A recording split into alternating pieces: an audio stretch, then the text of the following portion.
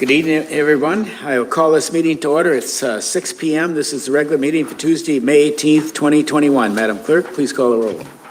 Tim Hale. Here. Stephanie Nowers. Here. George McKee. Here. Robert Yunt. Here. Moki Tu.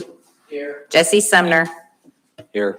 Tam Bovey. Here. Mr. Mayor, you have a quorum. Okay, thank you, Madam Clerk. Let's take a look at the agenda. Anything you wish to pull from the consent agenda? Mr. Sumner? Yeah, I wanted to pull resolution 21-050. 21050. Anything else? Okay, consent agenda's been modified with 21050 being pulled. Any other changes to the agenda? Hearing none, seeing none, the agenda is approved as presented. Mr. Harris, would you lead us in the pledge, please? Pledge allegiance to the flag of the United States of America and to the republic for which it stands, one nation, under God, indivisible, with liberty and justice for all.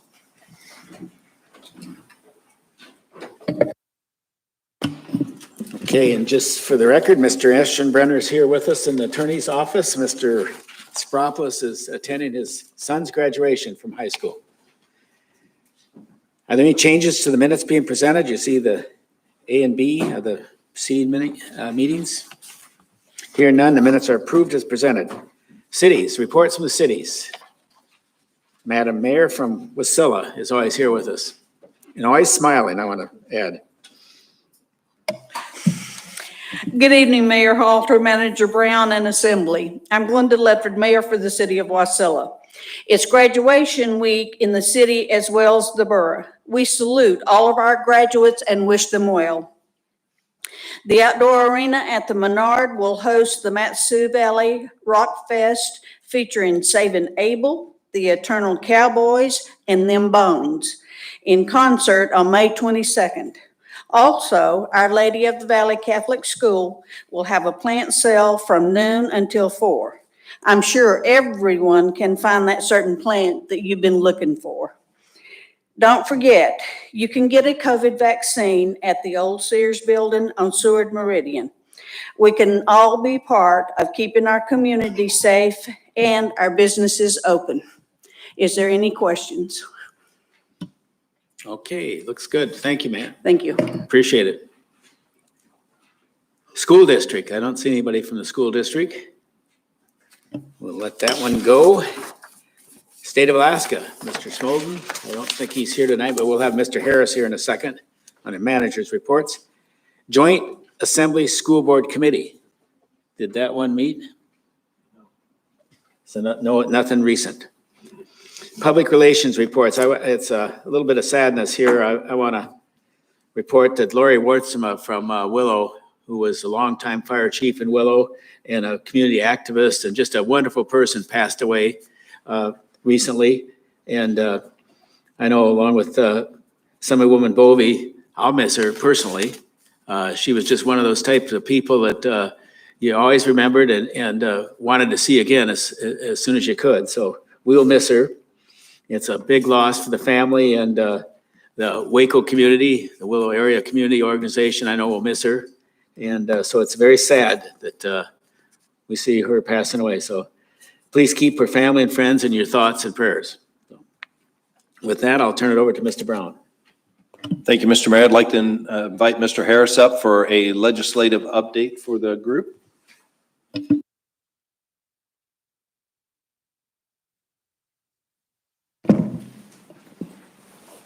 Okay, so we're just in the process. In fact, I was listening to the Senate Finance Committee here just a few minutes ago, and then I had to get on to another meeting, but they went through a bunch of amendments, and thank God we survived. We didn't survive them initially, but then one of the members reconsidered their vote. So we survived on one of the items, which I'll talk about here in just a minute.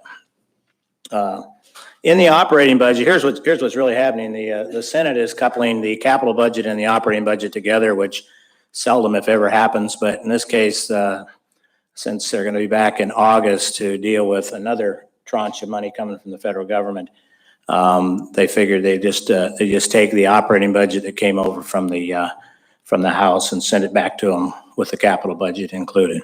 So it's kind of a nifty way to sort of put a bow around the whole thing. But in the operating budget, in both bodies, is school bond reimbursement at 100%. Mr. Smolden's not here, so I can't turn around and wink at him and see what the governor's going to do. And municipal revenue sharing, as it used to be called, now it's Safe Cities, or I can't remember, whatever, also had the $30 million redone, re-put back into the fund, so it's fully funded. So we should get, if it isn't reduced by the governor, then you should get maximum amount that you could get under that program. In the budget right now is $1 million for the Arctic Winter Games, $9 million for the Houston School, and then there's $10 million that's in the DOT budget, but it's actually, I take that back, it's not in the DOT budget. It created a little problem in the Senate Finance Committee. That's why it failed on the first vote, and then one person, Senator Hoffman, changed his mind and voted for it. It's $10 million going to the Matsu Borough to do state and borough roads, but mostly state roads in the borough. And then a little bit more controversial, I suppose, for some folks is there's $8.5 million for some more work on the West of Susitna Road. Then there's a lot of DOT money, it always is, but there's $50 million in there for the KGB road, which will be one of the phases of KGB. And then there's, and this is all in a STIP, so it may or may not get done. KGB definitely will, but Springer Road, I'm not sure if that's outer or inner. I couldn't remember if they told me, but has $60 million attached to it. So, I don't think that project will start this year, but it will be, it's on the STIP for the DOT. There's a little bit of money in there for Vine Road, Hemmer Road, and Herman Road. And then there's a former assembly member got pretty excited about this, but there's $250,000 in there for the snow track program and $770,000 for the winter trail marking for around the state. So, and then last but certainly not least, one of the pieces of legislation we've been looking at is still in the Finance Committee. I talked to Senator Bishop about it the other day. He's not going to let it out. He's not going to do anything with it this year. It's the alcohol bill that has been amended to really help the region, but it won't be dealt with until next year. So that's kind of it in a nutshell for right now. They should be done by Memorial Day. They don't anticipate going really long. That's all they want to do is end the capital and operating budgets and go home. Tomorrow's the last day of the 121-day session, so that will end any pieces of legislation that aren't on the governor's call or that aren't related to the governor's call. So with that, I'd like to take questions. Questions? The 10 million for the roads, you said they're state and borough roads. Are the roads identified themselves or? I don't know about that. I don't think so. I think that'll be a cooperation deal between the DOT and the Assembly or Mr. Brown or whatever. So I think there are some restrictions and there may not even be any borough roads allowed. I'm not sure.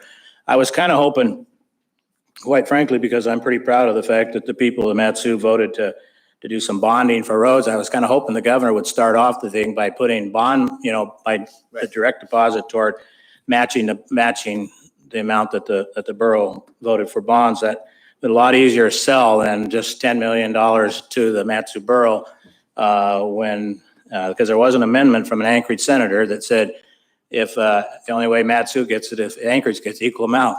So, that's an unfair fight, quite frankly, when they have way over twice as many legislators as we do. It's if you pit them against us from that point of view, we're not going to do well. So, but anyway, it didn't happen that way. I would have, again, if Mr. Smolden was here, I'd have said, why don't your boss do it this way? But he didn't, and so that's the way it is. Mr. Sumner, then Ms. Snowers. So through the mayor, are they going to be passing a budget to the governor before they adjourn, or is it going to be during this special session then?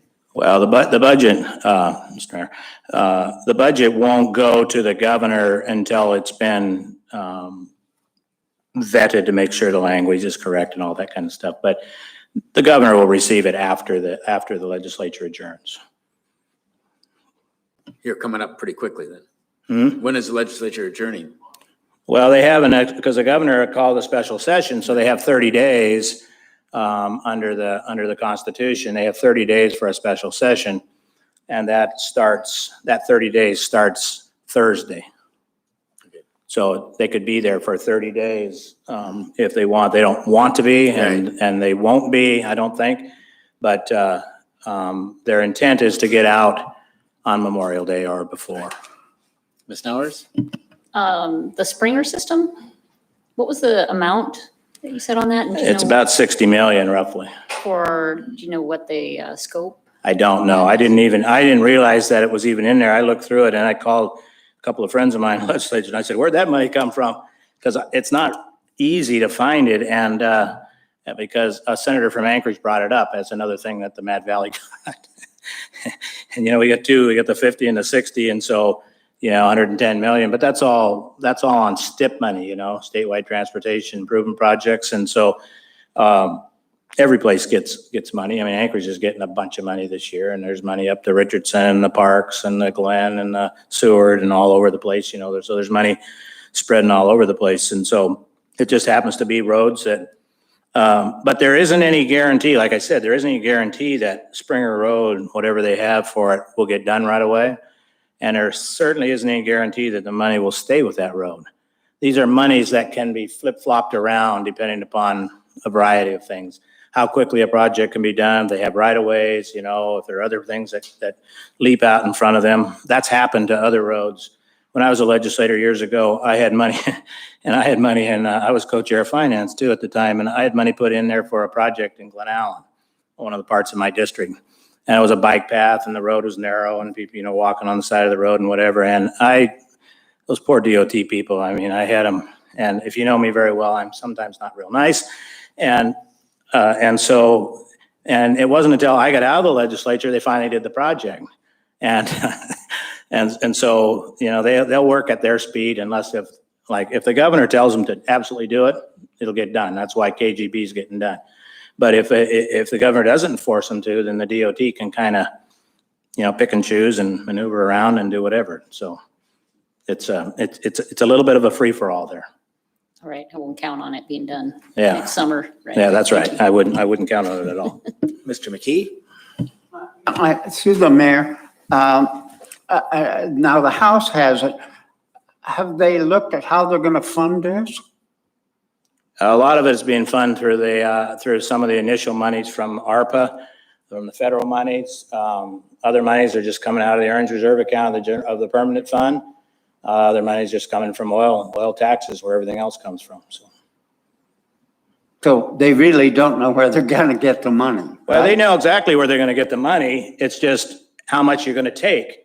There's going to be a motion again here before long to take more money from the Earnings Reserve account and put it back in the corpus of the permanent fund, maybe as much as $6 billion, because there's about 15 billion sitting out there in the Earnings Reserve account, which is spendable by 21 and 11. So if you had 21 and 11, if the governor signed off on it, you could spend the whole $15 billion at one time. But legislators, fortunately enough, don't want to do that. And of course, I don't think the governor would sign off on it anyway, but that's going to happen. So there is money to do it. Most of it, again, you'll see like I said, another tranche of money coming in August. Could be close to another $500 million coming in August, and then next year the same amount. So spread around the state in various different things. Mm-hmm. Other questions? Mr. Yant? Can we touch a little more on the alcohol bill there? You had mentioned there were some possible changes. Oh, you want me to talk about it more? Well, the changes occurred in Senate Judiciary. We had Senator Mike Shower. We had Senator Shelley Hughes on that committee. And then the new chairman replaced Senator Reinbold. came out of the hillside there in Anchorage. But they made a couple of amendments that basically give any region of the state, but it's mostly for the borough because it's the one that's really affected by it the most. The ability to appeal to the Alcohol Beverage Control Board based upon population. It'll allow them to do it on population versus not allow them to do it on population. Whereas, and so if that stays in, it'll allow the Matsu to kind of appeal, or businesses in the Matsu, whatever, to appeal to the Alcohol Beverage Control Board for more licenses. And it'll take away a lot of the restriction. But you still got to get them to approve it, but they won't be stopped from approving it because of population. Anything else? Mr. Manager? So through the mayor to the assembly, just real quick on the pavement rehab, going back to that $10 million real quick, the three things I gleaned out of reading it just quickly was it's pavement rehab. So that's existing paved roads. It's as determined by the borough, which is the language in it. So I think that's got DOT a little concerned. I think that's safe to say because they recognize that we're going to probably be able to call the shots on where that's applied. And the third thing was it alludes to the population corridor. So there's some implication that it should be done in the core area. I guess that's what I would take away from what I read. I'm sure we'll get more details if it actually makes it through when we get a grant agreement. But it was kind of something we weren't expecting. So that could be very helpful for us in a couple of those areas. And then secondly, on the local alcohol control, I think one of the opportunities that may present themselves, as Mr. Harris talked about, that it's probably not going to move this year, is if the assembly does desire, we can potentially craft some legislation for consideration through one of our delegation members that could be completely separate of SB 9 for next year. So we don't have all the other things that are entangled in that bill that necessarily we're not all that concerned about. So it does create some time where if the assembly were to want to take that on as a priority, we could potentially revisit that and come up with something that's a much more pared down solution if we can find a sponsor. That's all, Mr. Mayor. Were you aware that the core area is just a little bit north of the Mayor's Road? Mr. Ailes? That's where the dog mushers work, right? Thank you, Mr. So, Mayor. just a clarification for the new manager. Through the mayor to the manager, I'm kind of going to echo what the mayor was saying. If there's going to be $10 million for pavement rehabilitation, maybe we could talk those guys into doing a quick shave and pave on the stretch between the George Palmer Bridge and Clark Wolverine Road, because it's bad. Okay, anything else? Thank you, Mr. Harris. Appreciate it. That's all, Mr. Mayor. Okay, Mr. Spropus, Mr. Ashbrenner, any legal news tonight? Okay, Madam Clerk? The clerk's report with the quasi judicial report is in your red folder, and also so the assembly knows, I will be out of the office starting Friday through May 31st, but I'll be back to attend the next assembly meeting. Okay, have fun. Are there any comments on the citizen or other correspondence that's presented to you? Your packet? Hearing none, they are presented. Madam Clerk, please read the IM into the record. IM 21094, Warren Bud Woods, Palmer Municipal Airport, Avigation Easement. Are there any comments on the IM? Hearing none, that IM is presented. No persons to be heard. We have reached public hearings. If you are present and wish to speak, you can sign up in the back of the room. If you have called into the meeting telephonically to testify, please hit *3. When you hear the public hearing you would like to speak to being read into the record. I guess that's when you hit *3. Anyone wishing to speak on the audience participation has 3 minutes to testify. So anybody, come on forward, sir. We're not on audience participation yet, Mr. Mayor. Pardon? We're on public hearings. Public hearings. We gotta do an ordinance yet. So we're not on audience participation yet, Mr. Mayor. Oh, did I say audience? You did, sir. Oh, boy. Okay, let's do ordinance 21019.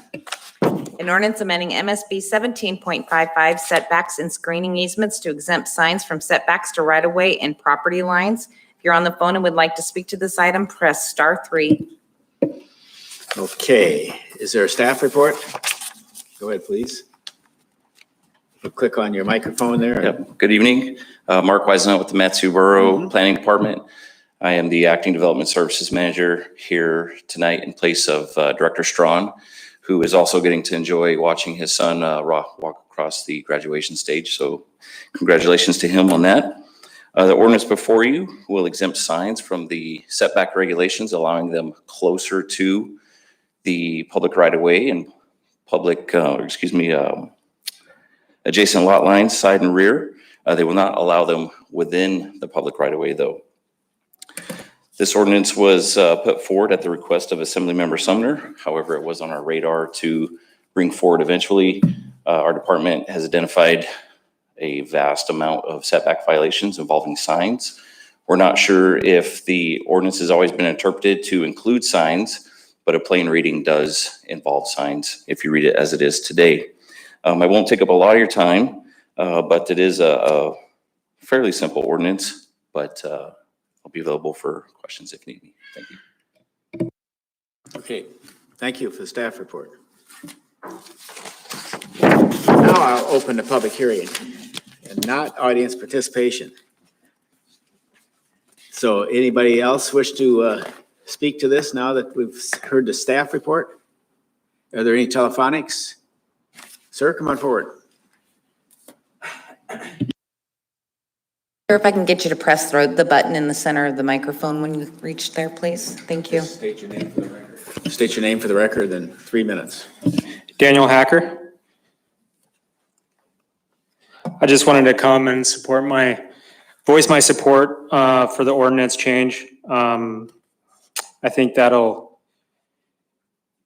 be a favorable improvement to local businesses, small businesses. I think there's a lot of restrictions currently in place that with right-of-way setbacks, it's just not feasible. I think that, pardon me. I think that,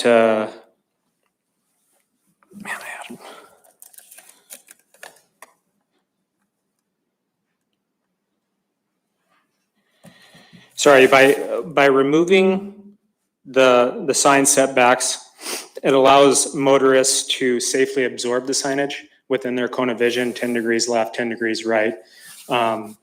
And we've had several projects where the signage is just not feasible. You have a 75-foot easement or right of way, and then you have an additional 25 feet, and it just puts the sign so far off in the distance it doesn't make feasible, and I think it limits the traffic to small businesses. Thank you. Okay, thank you. Anyone else wish to speak to this ordinance? Signage in the setback. Any telephonics? Okay, I'll close public hearing at this point in time. Summer Bovee, could you move this? Move to adopt ordinance 21-019. Any discussion? Any objection? Ms. Snowers? Just had maybe a little bit of a question. I understood the impetus for this was somebody who was requiring a conditional use permit, and they looked and their sign was non-conforming. But there's lots of people who are in the right of way or in the setback. I guess maybe this is a question for Public Works is, I know not all of our roads are in the exact right of way. So is there any concern about signs going in so close to the road that there might be a maintenance or safety issue? But otherwise, this seems to really make sense in general that you've already got a right of way and you're just allowing signs in the setback. Is that a question for staff? That's maybe a question for the Public Works Director if you heard it. Mr. Dolan, I guess the question's for you.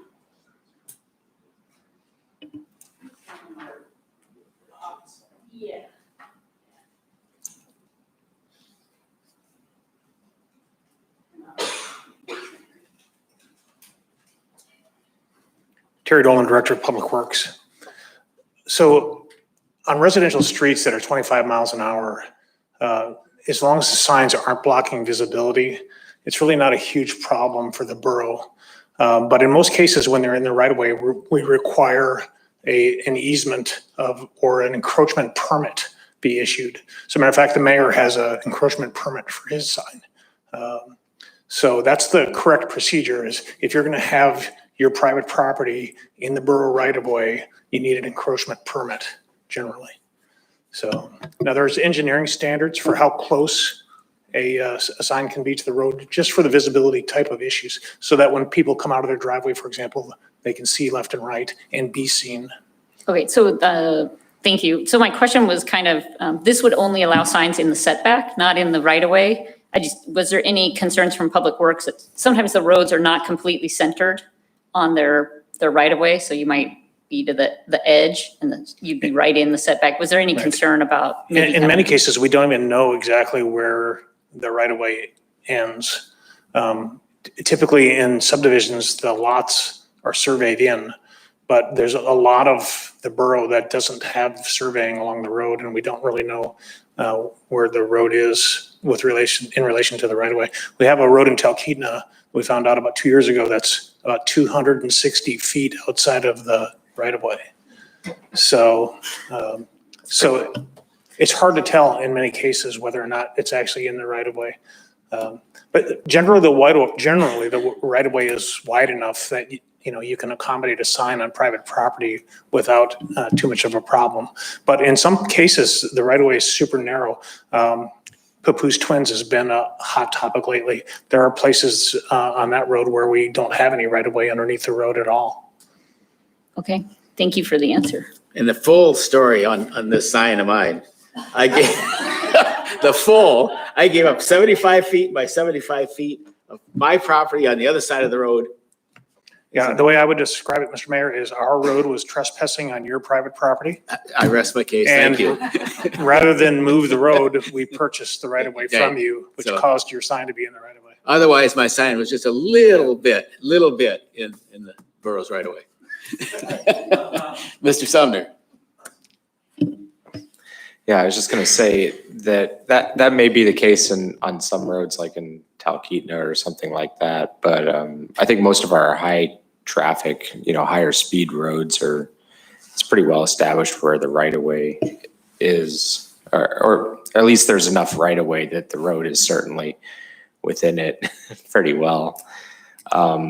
But I think the biggest thing about this is that if you drive around the borough and you look, I think there's so many violations of this that it's just not practical for us to ever actually enforce this. I mean, we could try, but I think you'd have hundreds of people down here that are small business owners.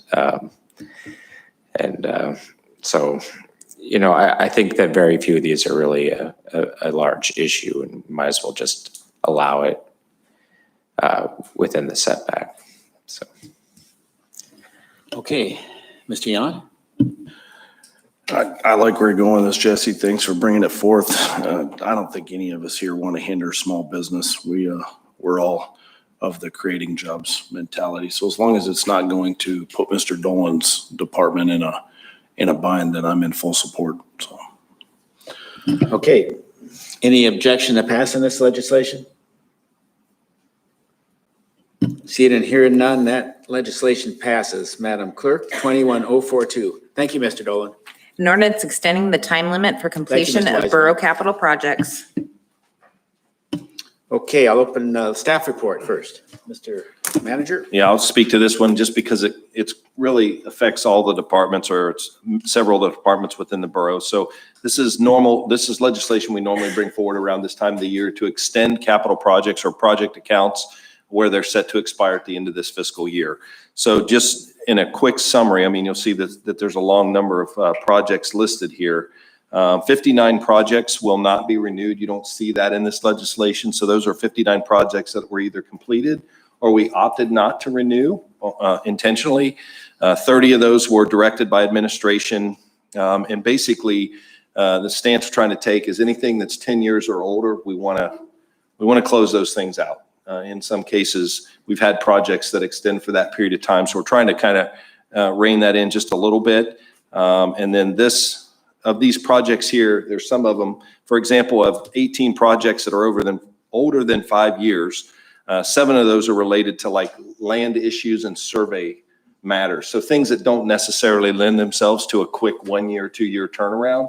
In some cases, like for surveying, we're waiting on DNR survey instructions to be able to carry that out. So that will go on at DNR's pace. So I think those we want to keep in place with hope that we'll get those instructions and be able to close those projects out at some point. So that's kind of a quick summary, but we are looking at trying to pare that list down and especially age off the older projects if they haven't been completed. So that's a quick summary of what you have before you. Okay. Thank you. I'll open a public hearing at this time. Do we have no sign-up list? Anybody in the audience wish to speak to this ordinance? Any telephonics? Okay, I'll close the public hearing at this time. Madam Bovee, I move to adopt ordinance 21-042. any discussion? Mr. Sumner? One of the items, and sorry, I don't have my book in front of me, but was some equipment for EMS that I thought we were having funded through the CARES Act money. And maybe I'm wrong on that, but does anybody know if that ended up not being funded through the CARES Act money, or it had kind of a strange name? I'll look real quick. I was going to say, if you can give me a title, that would be helpful. I'm assuming it was a newer project in terms of, you recall? Originally from fiscal year 19, I think, that hadn't got expended and then was rolled, and I thought we were paying for it with CARES Act money. I thought it was on that list.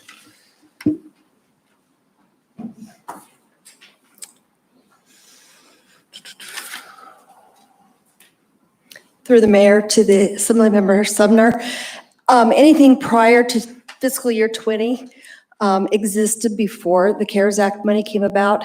And so this was money that was set aside in 2019 for a specific project. I don't know which one it is, but I do know it was prior to CARES Act. The CARES Act stuff that we funded was all from the fiscal year 21 budget. Okay, Mr. Sumner?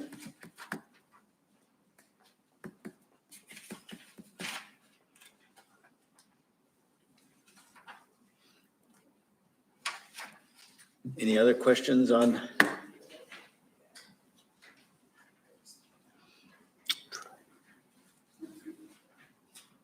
Mr. Sumner, you look like you still have a question or something, or concern. Yeah, the Zol X series cardiac monitors, weren't we paying with those with CARES Act money? Sorry.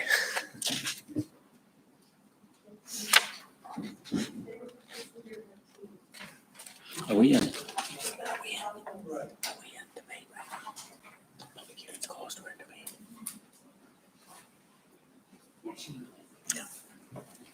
Ken Barkley, Director of Emergency Services. So there was 2 separate orders, I believe, is what you're referring to, Assemblymember Sumner. The ones that were ordered in 19 were purchased. The ones that were purchased in 2020 were purchased through the CARES Act. There was 2 separate orders. So you're right, they were, but the ones from 19, they were not.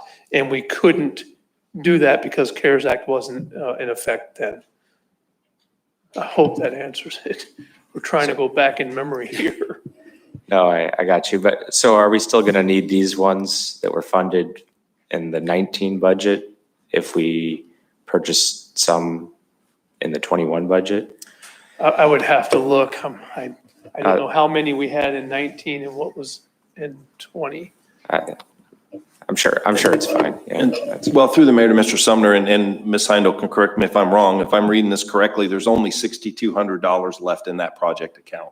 So what it's doing is allowing us to retain the $6,200, but the vast majority of the $165,000 that was appropriated has already been spent. And I'm just going to make a guess here. Some of it's just we can't get them shipping, and manufacturers is kind of holding us up from getting all the ones we were originally trying to get. But $6,000 isn't going to buy many of them.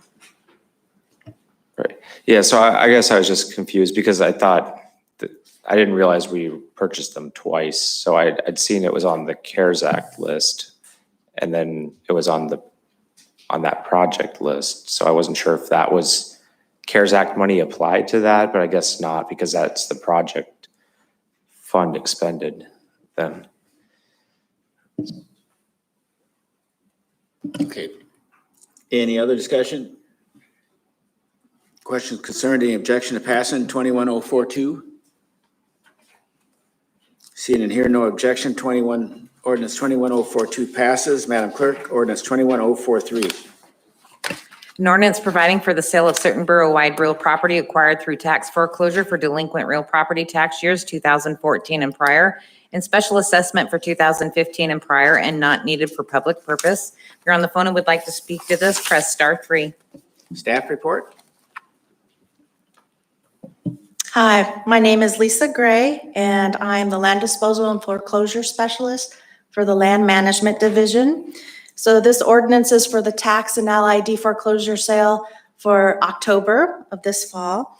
Currently, there are 37 properties on this list. Of those 37, 36 were foreclosed on for non-payment of taxes. One of the properties was foreclosed on for special assessments, LID. The majority of these properties are vacant land, but there are some that have structures. I think there's 13 that have structures. The clerk's deed for this 2014 and prior taxes and the 2015 LID was recorded in February of 2019. So that is when the borough became the owner of these properties. The former record owner does have repurchase rights. And so the Alaska statute says that the former record owner has repurchase rights for 10 years from the date of the clerk's deed or until the time the borough sells the property. So it's been 2 years, and that's kind of what the status is of these properties. So the former owner can still repurchase all the way up until the night before the sale. So the sale is scheduled for October 30th. They have until October 29th at 5 to repurchase if they choose to do so. The majority of these properties, there has not been a payment made between 6 and 8 years. Okay. And so if Thank you have any for- questions? Yeah, thank you for the staff report. Okay, we'll open the public hearing at this time. Anybody in the audience wish to speak to this ordinance? I think the staff report was very clear. Any telephonics? Anybody in the audience? We'll close the public hearing at this time. Madam Bovee. I move to adopt ordinance 21-043, and I'd like to make an amendment. Okay, go ahead.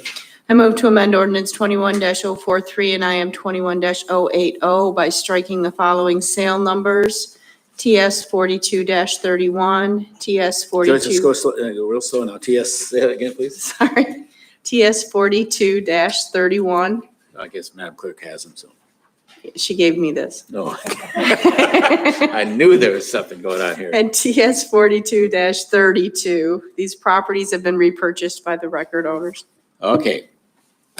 So we have those numbers, so any objection to that motion? Pull them off the sale since they've been repurchased? Seeing no objection, that amendment passes. Anything else? Any objection to passing the ordinance after it's amended? Seeing none, 043 passes. Madam Clerk, 044 and resolution 21042. An ordinance accepting and appropriating 2019 McKinley Fire Disaster Relief monies in the amount of $32,331.92 from the Federal Emergency Management Agency and the Alaska State Division of Homeland Security and Emergency Management to Fund 445, project number 55022. The accompanying resolution 21042, a resolution approving the scope of work and budget for the 2019 McKinley Fire Disaster Relief monies, project number 55022. If you're on the phone and would like to speak to this, press star 3. Thank you. Staff report? Through the mayor to the assembly, Finance Director Cheyenne Heindel. This money is to reimburse the borough for the call center that we ran during the McKinley fire and for the disaster communications. So it's incoming money. Okay, open a public hearing at this point in time. Anybody wish to speak to this ordinance? Any telephonics? Okay, I'll close the public hearing at this time. Assemblyman Bovee. I move to adopt ordinance 21-044 and resolution 21-042. Okay, any objection to passing this legislation? Seeing and hearing no objection, it passes.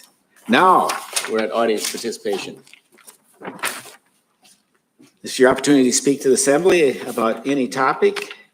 If you're telephonic and you would like to speak to the under audience participation, please hit *3. You will hear your hand has been raised. Everybody has 3 minutes. We'll do Chris Beck. Is first up. You've waited a long time, sir. Thank you. Thanks for your patience. Sir, there you go. Thank you. Thank you. So thank you for the opportunity to address through the mayor, the full assembly. Chris Beck is my name, and I am working as a volunteer with Alaska Trails. This is a statewide nonprofit group whose primary goal is more and better trails in Alaska. And in front of you, I believe, I understand this correctly, this evening on their consent agenda is a resolution of support for the Alaska Long Trail. And I wanted, as much as anything, make myself available to answer questions you might have any. I'd give you the quick flyover why I think it's a good idea. Good for business. I know in the Matsu, there's real interest in giving visitors more reasons to spend time, maybe spend an overnight, spend money in the borough. And these long trails, this sounds maybe, I don't know, ethereal, but they have kind of a magic ability to attract visitors. The one I'm most familiar with the facts is the Appalachian Trail in the eastern US.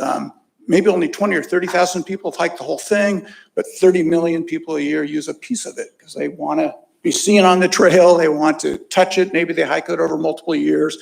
And the fact I share endlessly is if we can give Alaskan visitors in a typical year, out-of-state visitors, reasons to spend another, if half of existing normal year of visitors spend one more day, it's an extra $137 million in spending in Alaska. So business reasons, good for residents, good for health. It just gives more reasons for people, Alaskan residents, to be active, healthy, happy outside.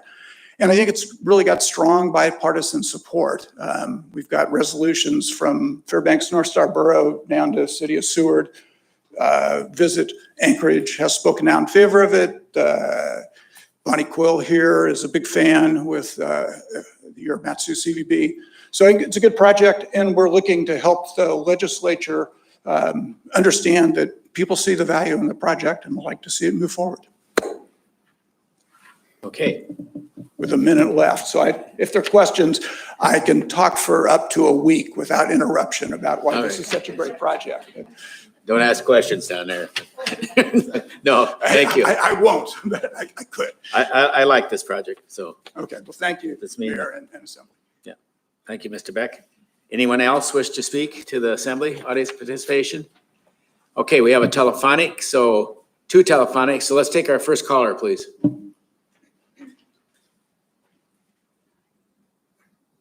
Hello, my name is Michelle Stevens, and I'm president of the Alaska Snow Machine Alliance. We're a strong voice for statewide snow machine trails and recreation. Our alliance has some concerns about the long trail. First of all, we feel that if such a trail should be built, it must include a winter trail plan that includes motorized activities as long as the trail all along the trail, not just in sections. The entire trail should be available to all Alaskans, motorized and non-motorized. The Alaska Trail is boasting nearly all the route is on public lands, and much of the trail exists today or is in progress. We disagree with this statement. Not all the public lands, it appears, on this trail. Not all is public lands. It appears this trail could cross native lands. As far as trails exist today, the first portion of the trail from Seward to Eagle River does exist. However, since you get past Palmer and into Hatcher Pass, and you have over 150 miles of raw land into Talkeetna. And from Talkeetna to Chase is another 30 miles of trees and brush without trail. From Chase to Broad Pass, about 75 miles that has no trails unless you use the Alaska Railroad property. Once you get to Broad Pass, then you have native lands to cross, and potentially impacted ANCSA corporations have had no knowledge of this trail due to lack of public outreach. Alaska Trails says manageable cost. Most of the route crosses the kinds of terrain where trail construction and maintenance costs aren't excessive. Well, we disagree with that. I've been in construction for 28 years, and to get to Hatcher Pass and build a trail 150 miles to Talkeetna would be remote building, and to get equipment into these remote areas are not cost effective. From Talkeetna to Broad Pass, you would have to haul it in via Alaska Railroad, which is not cost effective. Alaska Trails says proximity to communities will generate jobs and business opportunities. The entire trail bypasses most communities once you leave Palmer. As stated in my letter, I hope that all the assembly members have read my letter. Search and rescue is a huge factor and concern since there are no jump-off points or safe havens for over 150 miles. Our snow machine clubs have been involved with search and rescue on a monthly, if not weekly basis. To invite the tourists to come to trails of Alaska caliber, we are concerned this trail would create more search and rescue incidents, and this would be an added cost to the state. This is COVID funding and should be used for COVID-related like emergency services and families who are in need. State Parks has a $65 million backlog of projects that are not completed, including snow machine trails that have not been completed at Curry Ridge. Okay, wrap Please up. reconsider your resolution to support this project until further planning and community involvement is completed. Okay, our next caller, please.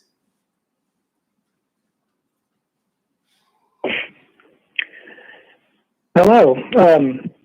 Thank you, Assembly, for listening to me. My name is Russ Hoskins. I am the Executive Director with the Matsu Trails and Parks Foundation, and I'm calling in support of the resolution for the Long Trail.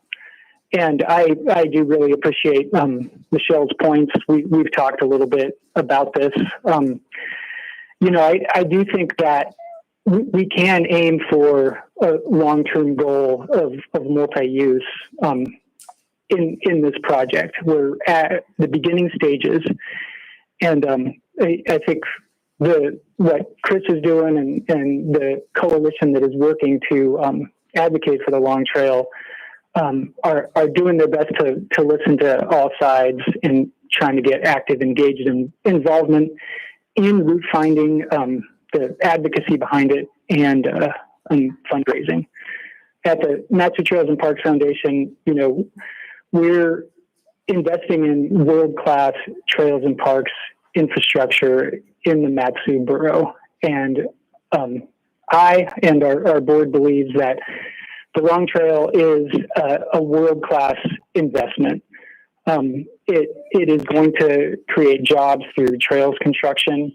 It is also going to create more visitorship and tourism dollars.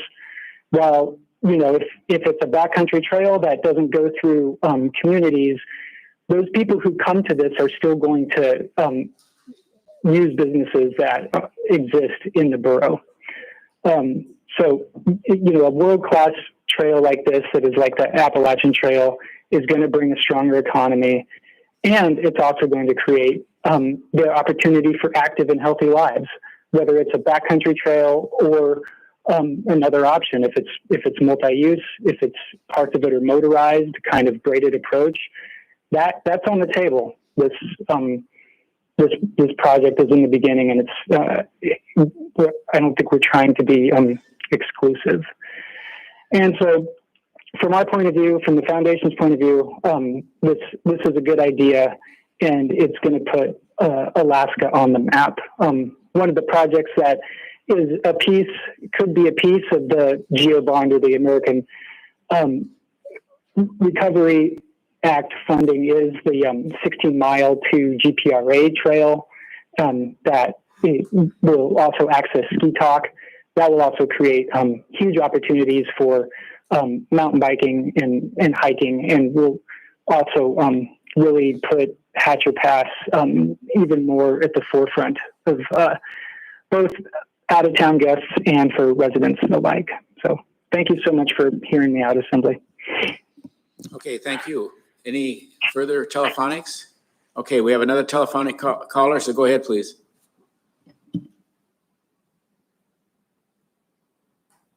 Hi there. My name is Margaret Stern. That's Stern. And I'm calling from the community of Talkeetna. And I am calling to say that I support the Wetlands Mitigation Ordinance that is coming before y'all today, and believe it's necessary to supplement supplement the Army Corps of Engineers, and allows us to have a local say about our wetlands. So thank you so much, and I am done. Okay, thank you. Any further telephonic callers? Anybody else in the audience wish to speak? Okay, if not, we will close audience participation at this time. And we'll go to the consent agenda. We have one item pulled, Madam Clerk.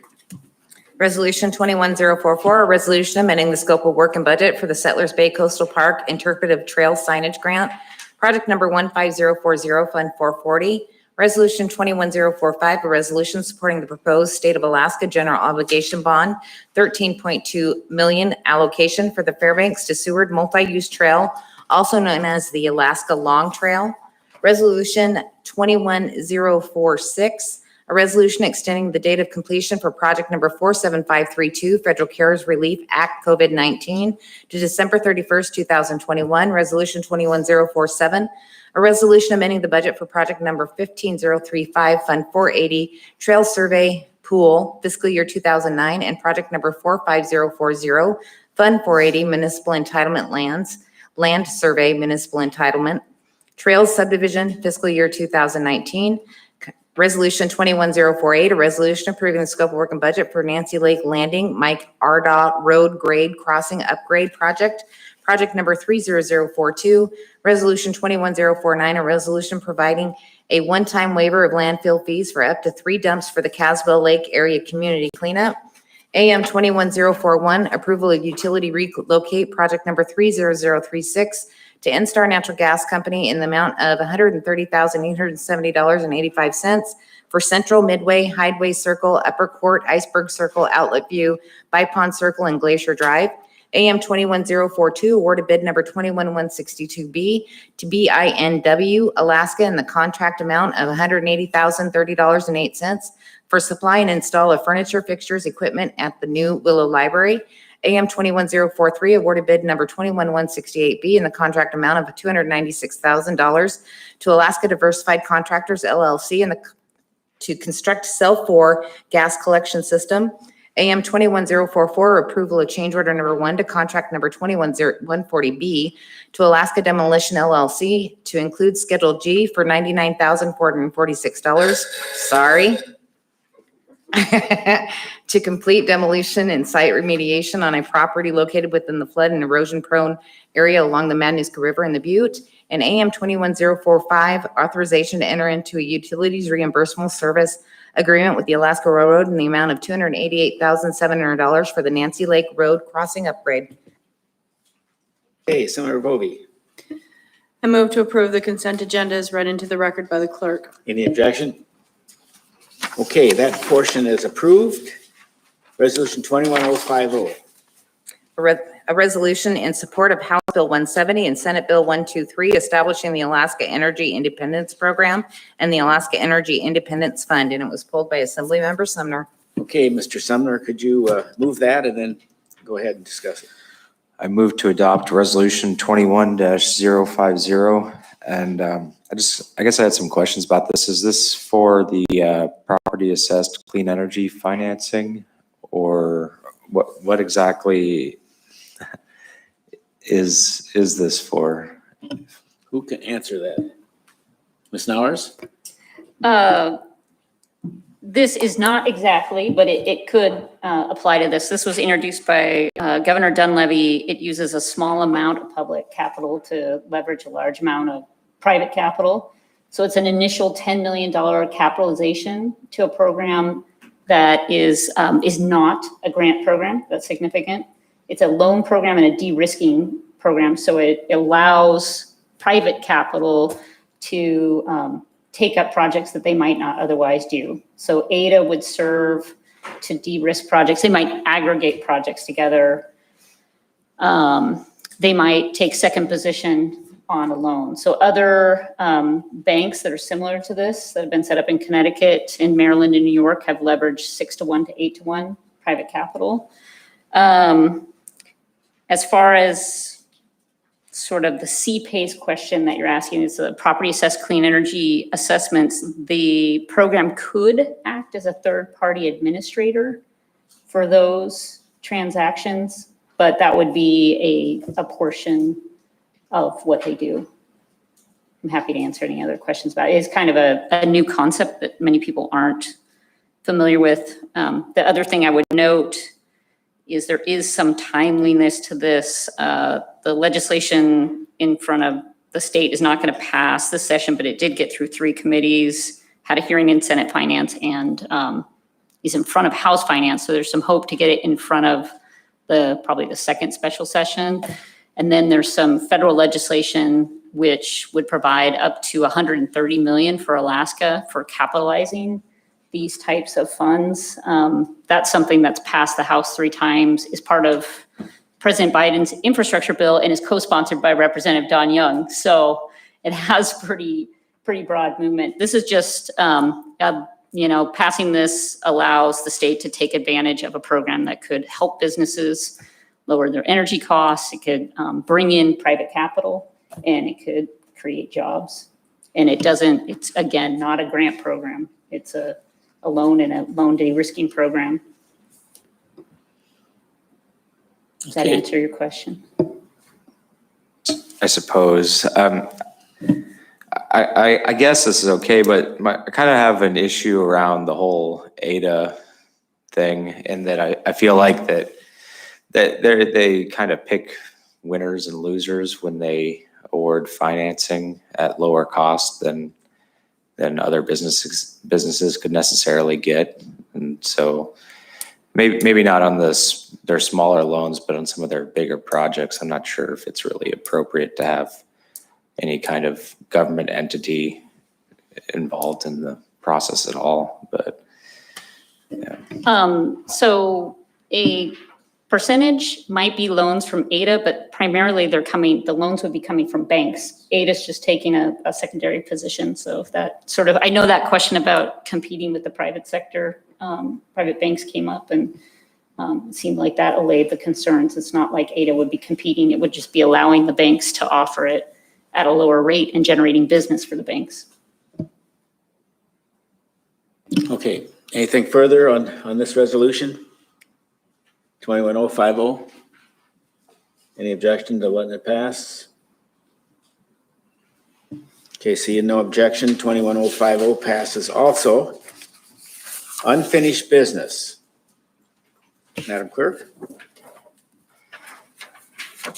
Ordinance 21037, an ordinance accepting and appropriating 2017 Series A Parks and Recreation Bond Interest Income Fund 440, project number 15053, roof replacement Brett Memorial and Wasilla Pool, with accompanying resolution 21035, a resolution approving the scope of work and budget for project number 15053, roof replacement Brett Memorial and Wasilla Pool, and amending the budget for project number 15041, Palmer and Wasilla Pool improvements. Okay, the main motion's on the floor. I think this was continued to take a further look at the projects.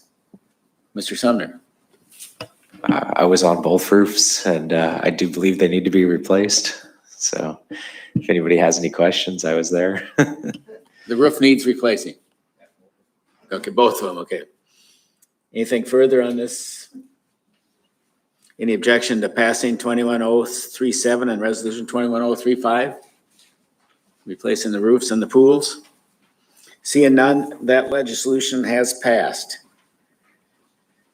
My veto time, according to the clerk, which has passed at 6 o'clock tonight for the 2022 budget, which caught me a little bit by surprise because the borough attorney told me if there was a reconsideration asked, my veto time would continue with that reconsideration. But Madam Clerk, don't be mean now. Go ahead. I just want to make sure that I'm clear, Mr. Mayor. If you were going to veto something, it would have had to have been tonight, unless on Thursday, the motion to reconsider passes and then it restarts your time over. If that motion to reconsider Thursday night does not pass, your veto time is done. Okay. Well, I am going to request to Assemblyman McKee that he withdraw his motion to reconsider on the school issue. I think the reconsideration on the mayor's salary will be addressed pretty fully in the ordinance tonight, but your reconsideration, withdraw that. We followed the ordinance on school funding. I realize that there's many issues that can be addressed, but the one I think should be addressed would be our school funding 03, 04, 046. And if this reconsideration is withdrawn, you and I could file that ordinance for review by the Mat-Su Borough Assembly. We'll have Mr. Sproutless on his return draft that legislation to make the changes. My idea would be to give a sliding scale mill rate for the assembly to follow in funding operating money for the school district. But, you've asked for reconsideration, so it's totally up to you, Mr. McKee.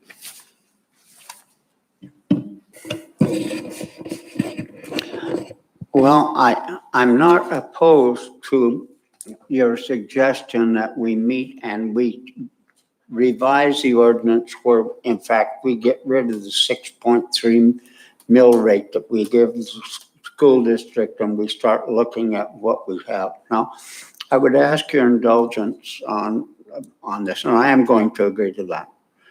But look, I have a problem with the fact that the school district cares money. They received 19 million and change for operational costs, which allows them to take the entire $20,000 that we give them here and put it in their savings account and not use it. Now, the superintendent of schools has appeared before us once, and I asked him about the fund balance. And he agreed that the fund balance came from overtaxing the property tax people, keeping in mind that the 5.5 years ago, the unrestricted reserve for the school district was $2.5 million. Their audited figure on December 31st, 2020 was $23 million. Okay? So what we're really doing is we have been stiffing the property tax owners.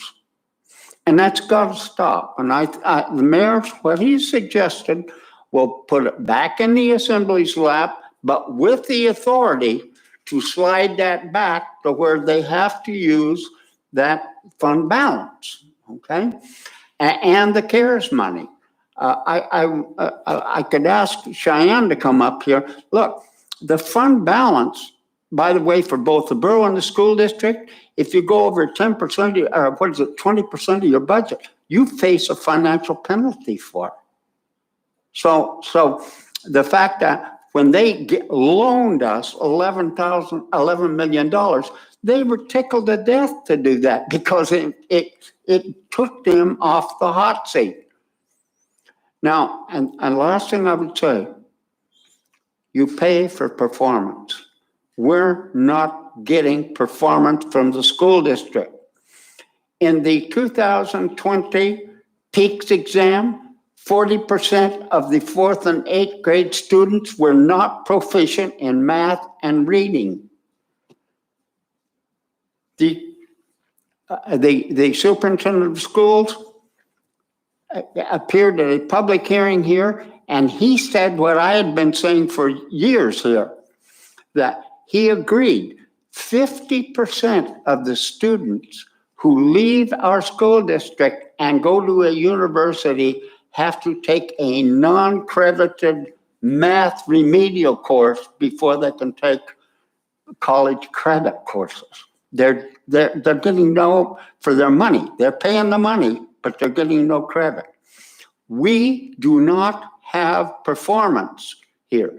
Throwing money at a problem doesn't always fix it. In this case, we have clear demonstration happened. So, Mayor, I would agree. I will withdraw but as long as we're gonna take care of that down the stream here, okay? You and I would get with the Borough Attorney, Mr. Spropoulos, and write the suggested ordinance and have it filed. And go from this assembly, and I suspect we could do that in the next 2 weeks, 3 weeks. And part of the reason that this is my first time in 12 years on budgeting that I've seen a total reconsideration of the budget. It doesn't give Ms. Heindel a chance to shore up the budget. You know, it's still open now, so this would put it back. I guess you would have to officially withdraw yours too, Mr. Sumner.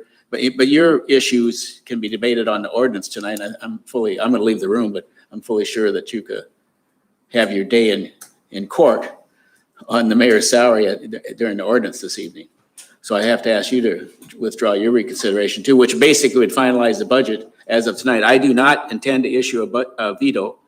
The only one I would have vetoed and considered about was the position for the landfill, which I guess the ultimate cost was like $27,000 or $29,000 when it was all said and done with the two temporaries. But so I wouldn't be doing any vetoes. The budget would just be finalized tonight with withdrawal of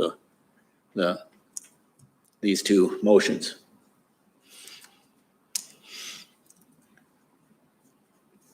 So I'm asking you, Mr. Sumner, if you would withdraw your reconsideration on the issue of the mayor's salary on No. the budget. What's that? Because we haven't, I feel like that would be premature. Okay, so this will go forward. So yours will go forward too, Mr. McKee. You might ask me after reconsideration at this meeting. You are a picky guy, aren't you?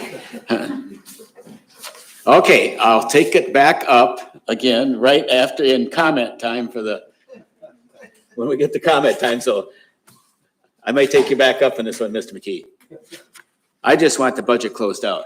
This is what I want. It was you guys did a lot of work. The assembly did a lot of work. You did a lot of good work. You provided the people in the Matt Valley with a very good area-wide mill rate. You did the same with the non-area-wide mill rate. There was quite a few amendments. And we've seen reconsideration on amendments before, but we've never seen one on the total budget, which kind of stymies our chief financial officer. So that's my reasons.